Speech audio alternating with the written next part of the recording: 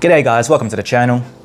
Today I'm answering a question that's quite common in my comment section, and that's how do I afford my luxury watches? Now in 2025, many people are buying their first watch or are trying to get into more expensive pieces, and the topic always comes up, how do you do it? So before I continue, wristwatch check, I'm wearing my Rolex Datejust. The advice I'm going to give isn't financial advice, okay? It's just more or so a steer or an example of what people do. The reality is getting your watches is very easy. It's just saving your money up, but there are tools and strategies that you could use in order for you to get your watch without breaking the bank or to accelerate getting your watch depending on your scenario. So the most simplest method in saving, and a lot of celebrities and famous people do this, especially Shaquille O'Neal, there's a video out there of Shaquille O'Neal doing it, that's what I do, is let's say you get paid $10,000 a month. What you want to do is divide that by 2. So in theory, your expenses shouldn't equate to 50%. However, in terms of buffers and things that are unexpected, like your car breaks down or whatever, you want to cut your salary into half, right? So that should be your expenses and your just in case money. From there, $10,000, you divide it by 2, you got $5,000, $5,000. That $5,000, that's part of, separate from your expenses. You want to divide that by 2. So that $2,500, that goes into your savings. So now you have another $2,500 to play with. That remaining $2,500, you want to divide that by 2. So now it's $1,250, $1,250. That $1,250 you want to put into investments. Call it your stocks or your super. Not going to get into detail, just general in nature, right? So $1,250 in investments, you now have $1,250 to spend on watches and ball out, whatever you want to do, right? And if you want to divide that even more to allocate money to your holidays or other hobbies, you can do that as well, but that's the most basic method. So let's say I don't want to go on holiday or I don't have any other hobbies. I got $1,250. After a year, that's gonna be $15,000. You can buy whatever watch you want now at that price range. So that's the method I use. That's the method I've been using for ages. There are things that you can do to help you accelerate, like reduce your expenses, earn more money, blah, blah, blah, blah, blah. But that's the general basic idea. So the higher your income, the more that you can save and the more that you can open up your options and watches out there. Now, this next piece, this is the part I was hesitant about. And again, this isn't financial advice. You need to sort out your own finances and go to a financial advisor. This is just things that I've observed and I've done.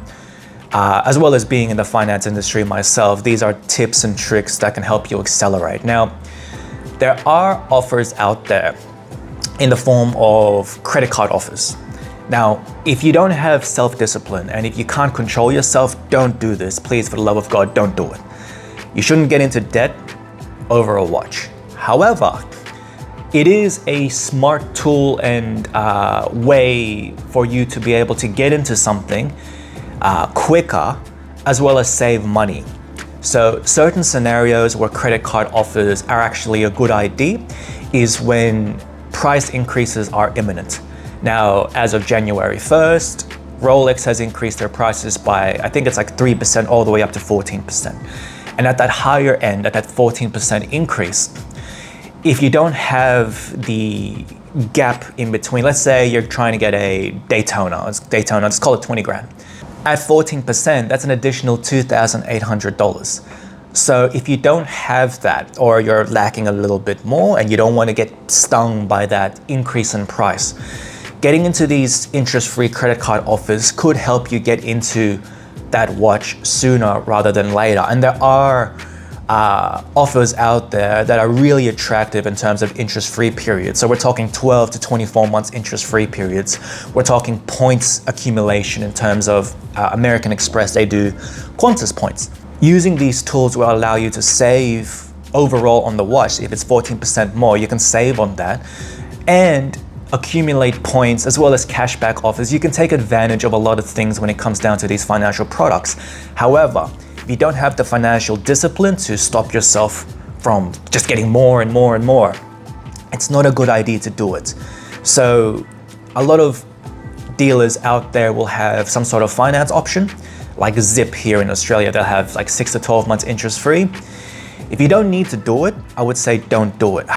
However, if you are in the position where that price increase will hit you, it could be a good time to actually utilize these. And not only that, some of these credit cards do have benefits if you use it for your day-to-day. So as an example, my American Express, I use it all the time. I always pay it off in time, and I do accumulate points. So I have enough points right now to get 4 business class tickets for me and my partner to anywhere in the world.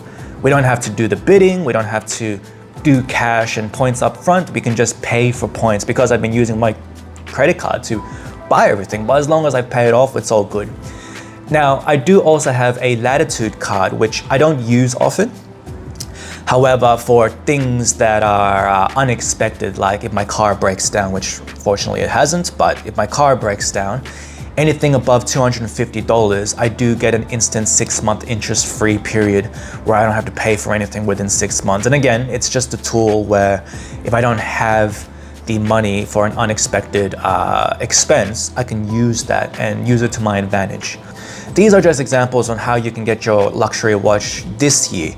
Now, another way you can look into it is, let's say you have that $1,250 that you're putting away every month. You can use that credit card if you're gonna do it anyways. If you're gonna be spending that money anyways, you can get it now. However, I don't recommend it because, again, financial discipline is a thing. If you don't have that, then you're just gonna end up rolling yourself into a debt snowball, and that's not good for anyone. So there you have it, that's the question answered. The best thing to do is just save your money, buy it cash, and then you don't have to worry about the debt. However, if you are going to be hit with price increases, or if you find a piece that's really hard to find, you've saved up a bit of money, you just want to, fill in the gap just to get that piece now, go for those interest-free credit card options. Don't go to personal loan. Personal loan hits you with those fees, interest, all that stuff. It's not worth it. Go for the interest-free credit cards. I think that's the best way to actually accelerate you getting your money and not having to pay more. Try and get one with points as well, or a cashback offer. So at least then you're earning a bit of something and not just ruining your credit just for the sake of ruining your credit. That's the video. Hope you guys enjoyed. Catch you in the next one.